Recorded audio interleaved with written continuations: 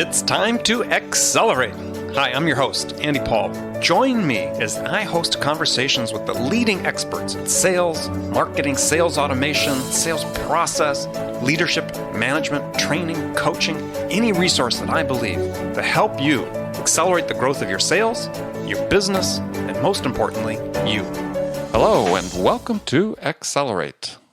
Joining me today is Debu Chatterjee, founder and CEO of DxContinuum. It's a predictive analytics platform designed to increase the efficiency and effectiveness of your sales efforts. So, Debu, welcome to Accelerate. Thank you, Andy, for inviting me. I'm looking forward to talk to your audience through this medium. So, just take a minute, introduce yourself. How'd you get your start in business? How'd you get your start? Did you come up through a sales background, or how'd you get to the point where I'll take it to the point where you founded the company? Yes, that's a very interesting journey for me. I have not been with sales organization before assuming the role of general manager of a business unit in FICO, which was my last company before I started this particular gig. Now, when I was running the business unit, I used to see sales predictions coming through my way because I had an indirect responsibility for revenue. And I would see things like, third stage of a 5-stage funnel, 70% probability of closing the deal, $1 million deal, $700K of expected revenue. And that would never materialize, or would sometimes materialize, as I would put it. And while we were working on catching bad doctors and bad dentists and bad pharmacists through healthcare insurance records, it puzzled me why we couldn't do it in a better way. And that was the genesis of me starting up with a bunch of our friends who are deep enterprise software folks, experienced folks. And we started off trying to find out a better way of actually helping the salespeople with software and technology that can move their funnel much faster than they are doing today. That's pretty much where the story begins. And today, of course, we have demonstrated it, and we have a reasonable set of customers who are benefiting from data and software driving their sales process. So when you say driving the sales process, what does it actually drive?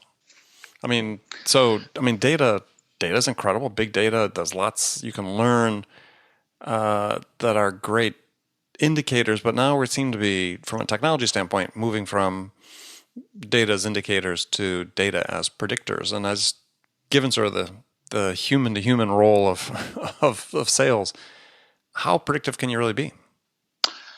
So what happens today in the real process is most folks have an intuitive way of trying to understand which opportunities or leads in the funnel would actually close. And that may be driven of the experience, which is like, certain companies or certain sizes, a certain number of employees in certain geography are probably good targets I should be talking to because I had past success with those companies. And then when they are in the funnel, I'm actually working through them. I'm going through my process of presenting the collateral, doing my demo, working through the budget and need and all. And typically there is a sales cycle, and a winning opportunity will move through those stages in a certain cadence. Every salesperson, as they work through it, they're normally encoding it in some form when they're using a CRM system or a marketing system, and the footprints are left behind. So it is that experience which is used by experienced sales folks to actually identify which are the best things they should pursue, because time is of essence for any salesperson. They do not want to waste their time on things which is not going to materialize down the road. And we as software engineers can now take the same data and provide them the ability to see that in real numbers and visualize the same path. That allows them to actually focus on the ones which are really, really good or are moving at the right cadence, and cut their losses faster, and in the process, increase the sales velocity of the funnel. Okay, so there's a lot in there sort of to unpack Yes. and talk about. So, so what you're doing is are you building that set of predictive analytics based on the company's own data that they've gathered from the past, and you said their digital footprints through their CRM systems and so on, and their marketing systems. So how does it help the person who's maybe not the A player? So, the cadences and so on that you see that are sort of predictive, I presume they're really based out of sort of, if you take sort of typical 80-20 distribution of salespeople, Correct. you got the top 20%. It's really, is the danger that you're based in predictions based on the performance of the top people that doesn't really relate to the bulk of the people that are in the organization? So let's take a case of a new employee who has just joined the organization. The sales training material will be presented to the salesperson. The person will actually go through the process of learning how the current process works, and will be presented with a territory and maybe certain opportunities are in the funnel. Now, given with no other additional aid to the person would actually try to understand what works well by making some trials and errors, and finally, over a 6 to 9 month period, they would become productive. Well, now, hopefully they learn by watching what other people are doing, the top performers and so on. Exactly. So one way is to be with the top performer and work with the top performer to understand how the product work is sold or service is sold in that organization. The top performer may or may not have time for this new recruit. Today, with our software, taking that information from the history of the top performers winning deals, we can now provide the same information in the CRM to this new user and prioritize the work effort for this sales representative. And that is extremely valuable. It would cut down the onboarding time of a new sales rep almost by half. And most likely, the person will be productive in the very same quarter in which he or she has been hired. Interesting. That is the power of the data which you already have in your first-party repositories.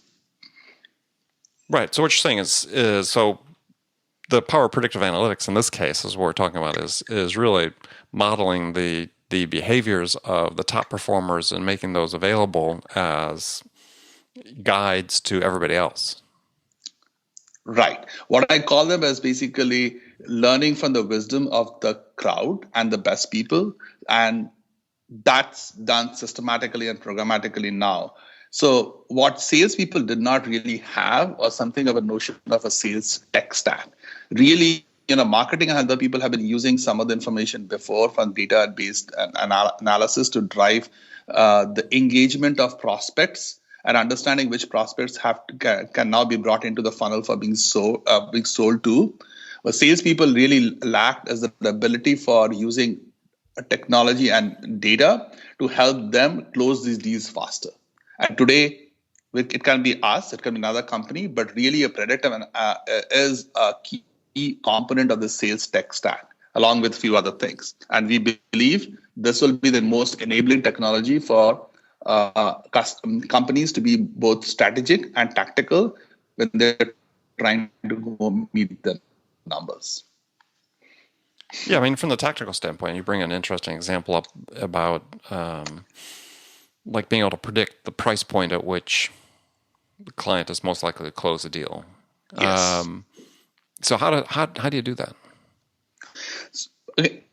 Again, remember one of the examples where I came from, right? You are expecting a $1 million deal to close at $700K because 70% probability of closing. Now that we are looking at it, is not all $1 million deals are going to close at $1 million, which is typically the price entered in as the potential value of the opportunity.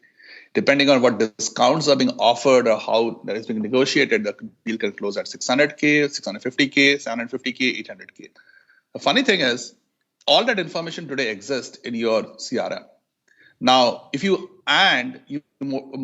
many a times you will actually go through a deal desk to get a kind of pre-approval for your negotiated price. But think about the system actually providing the information upfront, right? If I know that a particular deal mix worth $1 million, actually the most likely number it is going to close at is 775K plus minus something, right?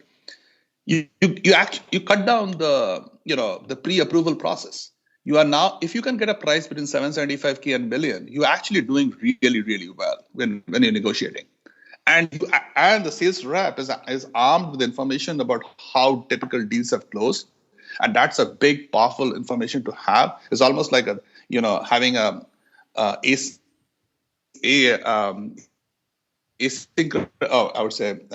ability to have information which is over and above the customer's information, and you can use that powerfully information to negotiate powerfully.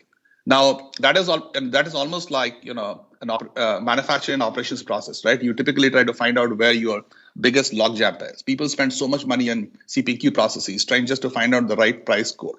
Some of the information actually exists in your data. We help you unearth that, and we cut down the biggest pain point which they have in a sales process and reduce the time you need to close down the deal.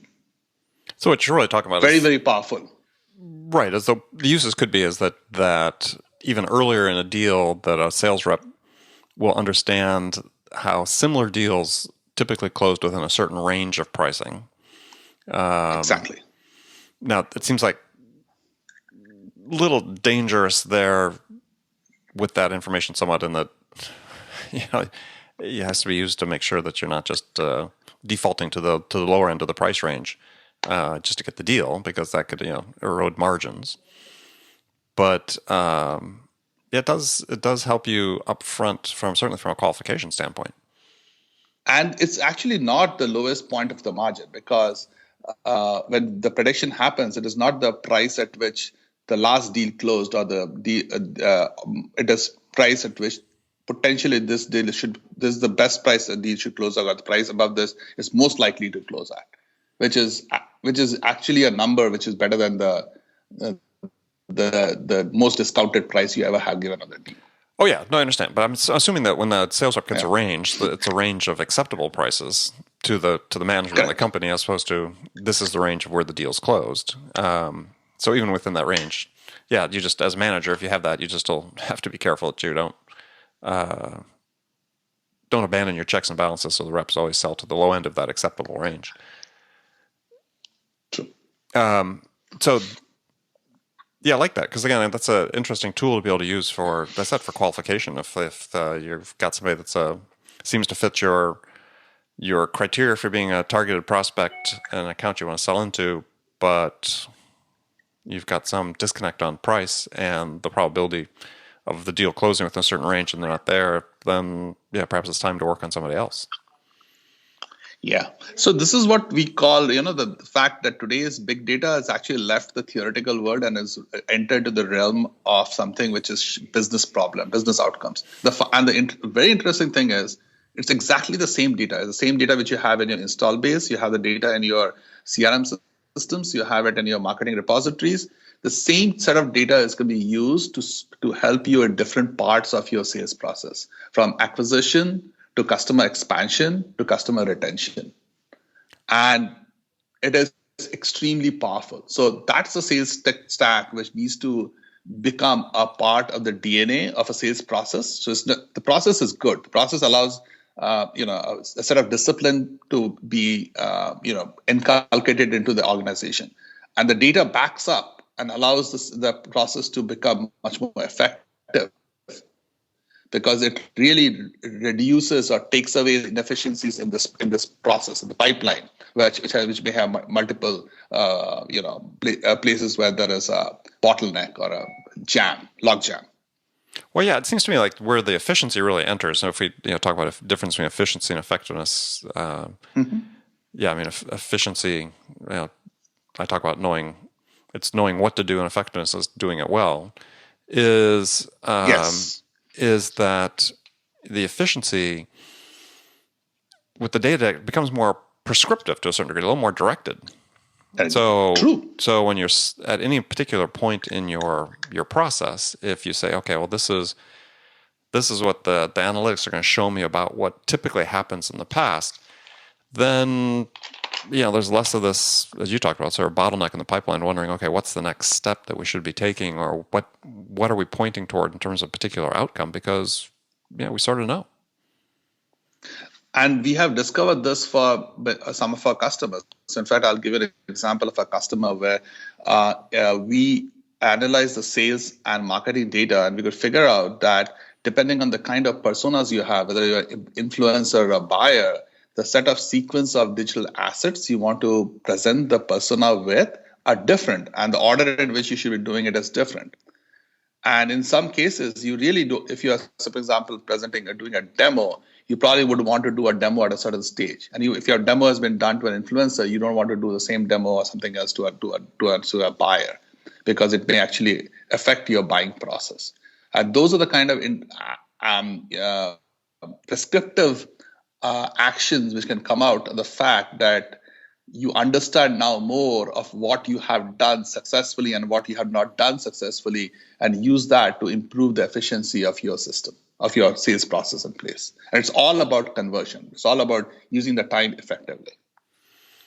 Yeah, it raises an interesting question, which I want to talk about when we come back. We're going to take a short break. And that question is whether there's a possibility of the predictive analytics are stifling innovation in your process.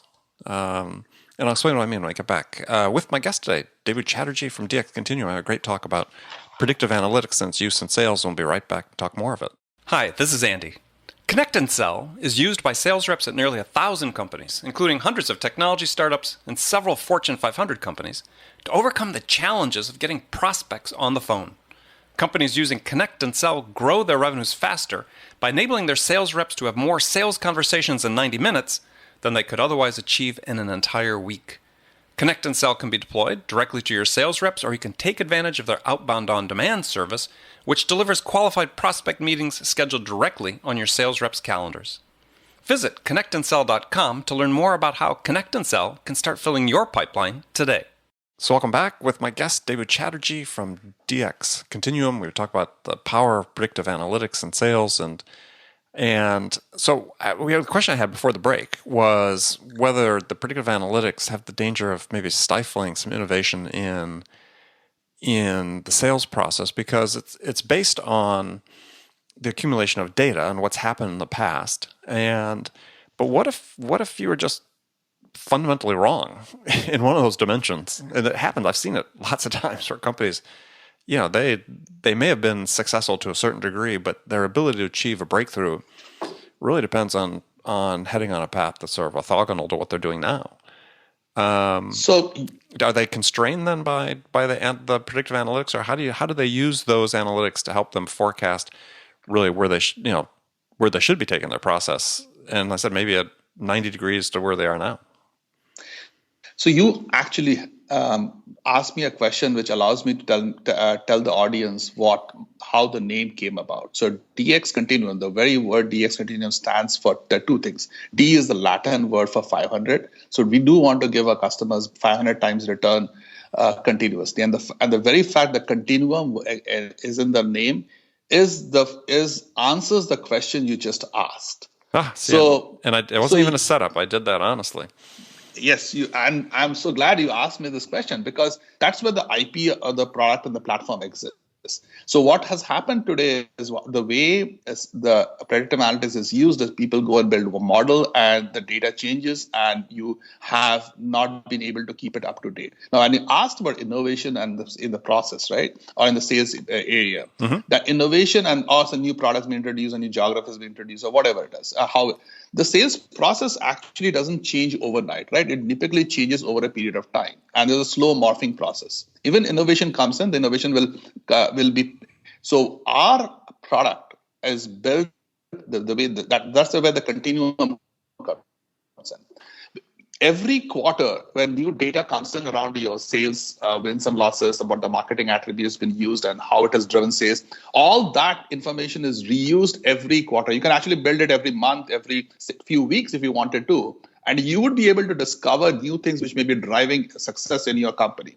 And the fact that we have a platform, the platform automatically does it without the help of a software engineer, a modeling guy, allows you to benefit from the innovations which you're now doing to outwit your competition, and use that very effectively, and now actually percolate it through your entire sales process. And we do that because our software enables us to pick those signals up. That's analytics you end up when you relearn from your information, keeps you up to date and consistent with all the other changes which is happening in your company. I hope I answered that question well. Yeah, you answered the question. It's like anything with and this itself, what you're doing with DxContinuum represents with the predictive analytics moving into sales, as you said, should be a part of the sales stack. Every company's sales stacks are certain size company sales stack. It's like everything. People have to learn how to use it and use it in a way that really improves the effectiveness of their sales process. And but one of the problems that we see sometimes now with sales technologies are coming in that the too many managers get wedded to the metrics and sort of get this, they can't see the forest for the trees syndrome.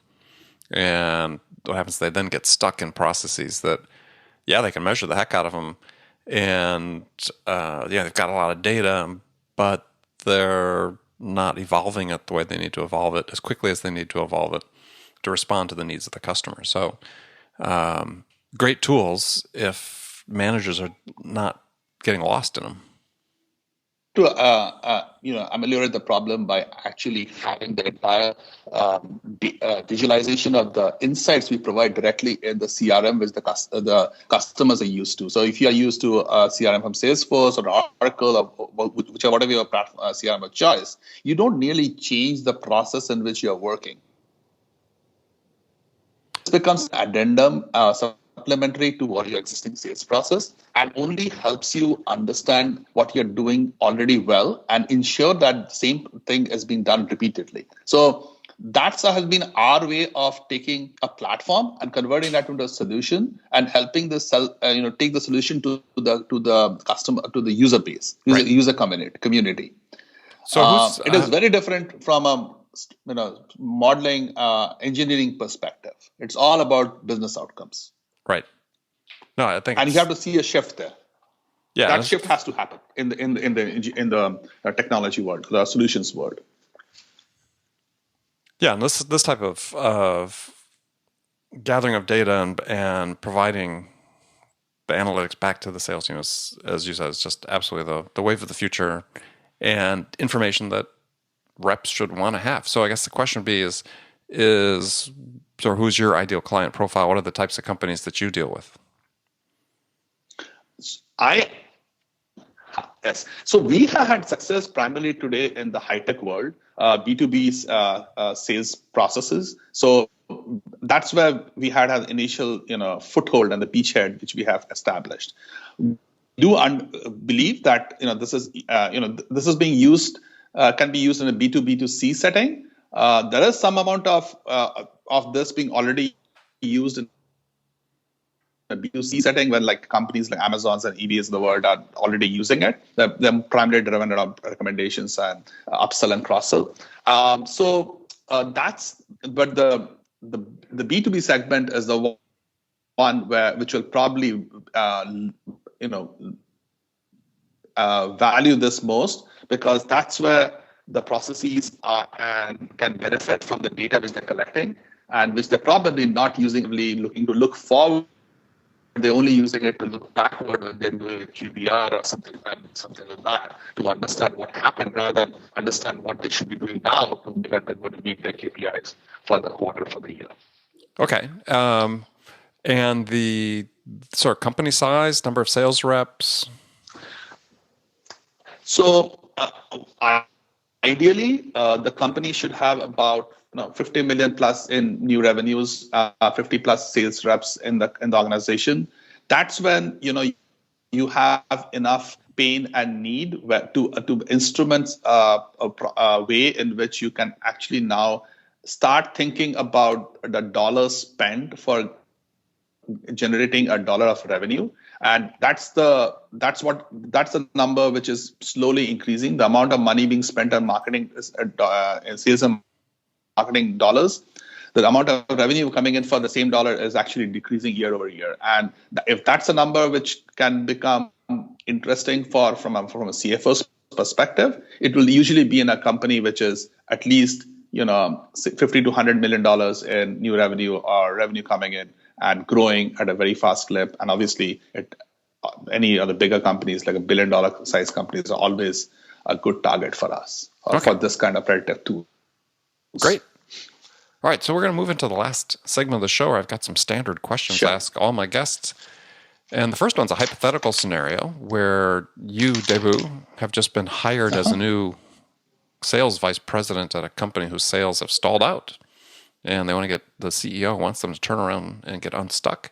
So what 2 things would you do your first week on the job that could have the biggest impact? So I didn't want to do a shameless plug of my software, but we actually are offering a product, this thing called Funnel Vision. There's basically taking my tool, a product which I've built out. I would take that, go and look at the CRM information which is there, and identify what are my factors which are driving my wins and losses. So if I don't understand what in my sales process works and what doesn't work, and there's absolutely no way I can come up with a 60, 90, 180-day plan to turn the sales team around. Okay. And that can be done quantitatively. And we actually do that for companies who just hired sales leader, and we can deliver that in 2 weeks. So you really talked about something which you're offering as a product right now from our company. Completely. So I would eat my own dog food. Yes, completely unintentional. I would eat my own dog food, and I would use this because there's nothing better than that. Okay. All right. You understand what has happened. Fair answer. All right. So I got some other sort of rapid fire questions for you. The first one is, when you personally, you, Debu, are out selling, what's your most powerful sales attribute? And getting the trust from my prospective customer or buyer, because we are a small company. We deliver the goods we promise, but earning the trust is the only way I can get to new prospects to become a long-time partner and a valued customer of ours. Okay. So who's your sales role model? Sales role model. I have worked in Oracle for a long time. Like my major part of my career have been with Oracle 15 years. I think Larry Ellison is probably the best sales role model. All said and done, whatever he has said, maybe he hasn't been able to sell immediately, but has really happened, like given enough time and space and down the road. So to me, Larry is my best sales model. Although he will say he's a CTO now, but he really sells his company well. Okay. Good answer. What's one book every salesperson should read? I am not a salesperson by training. I am a software person and come from engineering background.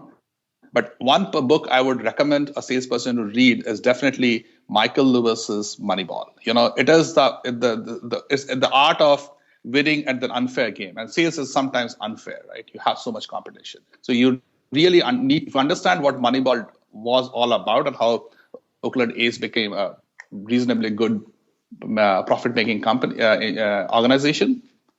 You will be able to understand this. You will be able to use predictive analytics from a strategic and a tactical point of view. Yeah, no, it's certainly, if you're looking at a sort of role model for using predictive analytics in a sales context, that's a good book to read. Absolutely. So last question is what music's on your playlist these days? Given my Indian background, I am a big fan of Shreya Ghoshal, and she does playback singing for lots of Hindi movies, Bollywood movies, and her collection of the music is my current favorite of music to listen to. Oh, interesting. Okay, you're gonna have to, when we're done, you're gonna have to email me her name so I get it correctly on the website. Sure, I will do that. That'd be great. So, well, good. Well, Debu, thanks for joining me. Tell folks how they can find out more about you.